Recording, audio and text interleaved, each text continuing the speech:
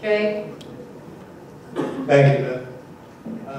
When I was up here a couple of weeks ago, I said when I left the board a couple of years ago, I'd never get up here. So let me tell you why I'm on. Tony Blair, who's the former Prime Minister of Great Britain, once defined leadership. He said leadership is personal. He said the real test is whether in the final analysis you put the common good above your own. And in this community, I think it's the supreme test. And it's one the board hasn't fully met this past year. In the words of several current board members, it's been a dysfunctional board. Too many personal agendas have gotten in its way. When there are those people who believe simply by being elected, their brains suddenly grow and they know more than they really did, or worse than you do. When that happens, you lose. You lose because you become disenfranchised and your voice is lost. And that's simply wrong. The only focus of the board should be on the common good. To policies that help this community be the best it can be. Period. As far as my qualifications, I'm an 11-year full-time resident. I'm a past board member. I'm a past chairman of the Homeowners Advisory Council. That's the early predecessor to your board of directors. I'm a current member of the Reserve Control Committee, past member of the Clubhouse Construction Committee, current member of the Men's Golf Association, and past member of the Golf Committee. I was a member of the Heritage Fines Negotiating Committee. I'm past chairman and former member of the Dispute Resolution Committee. I'm author and editor of the original rules and regulations for this association. I've served on the board of the mid-sized hospital and large charity, and I'm a member of the men's Bible study, and that helps keep balance. My professional career has been entirely as a management consultant. I've been fortunate to be involved in a wide variety of disciplines, from marketing, government relations, union avoidance, mergers and acquisitions, and profit management. Among the many organizations I've served were 7 Fortune 500 companies, 2 of the largest U.S. banks, the U.S. Treasury Department, the AFL-CIO, the government of Australia. I learned a lot. I like to think my clients did too.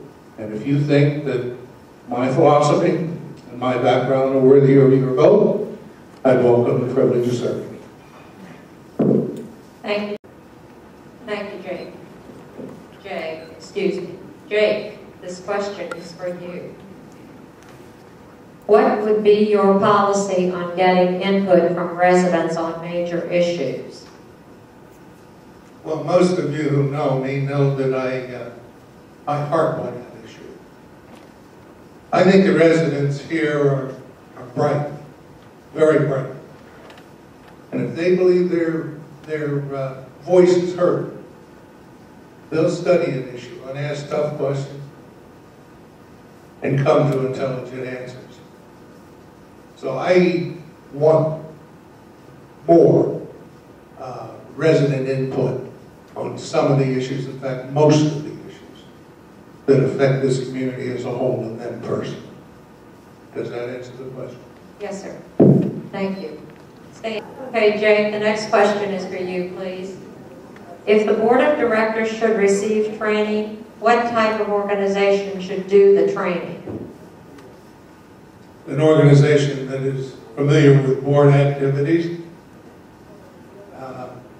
I'd like to see an outside organization do it. The problem that I see with current board members training incoming board members is it gets a little self-perpetuating, both on the good and the bad side. Okay, thank you. Okay. Jake? We have a very mixed demographics in Heritage Pines, financially, economically, regionally, and socially.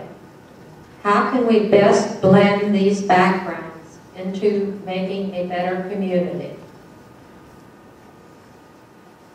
The backgrounds, while important, aren't quite as important as ideas and what people want and what they perceive.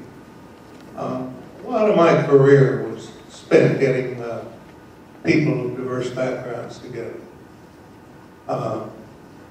giving them something to work on that was necessary, and helping them work on it.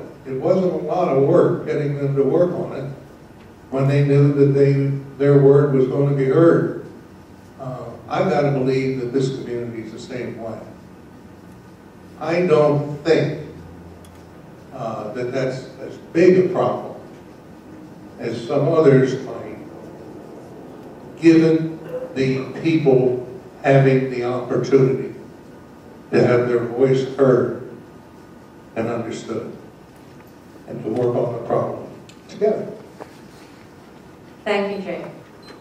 Jay? As Bill Berthold will tell you, one of my strengths, or at least as I perceive a strength, is I am a fiscal conservative, and I think he will nod his head. Secondly, those who see me work know I have no agendas. Well, no, I do. I have one. That's the common good in this community. Weakness? I think if I were to look at myself in the mirror, I'd say I have a pretty low tolerance for fuzzy think and BS. Thank you.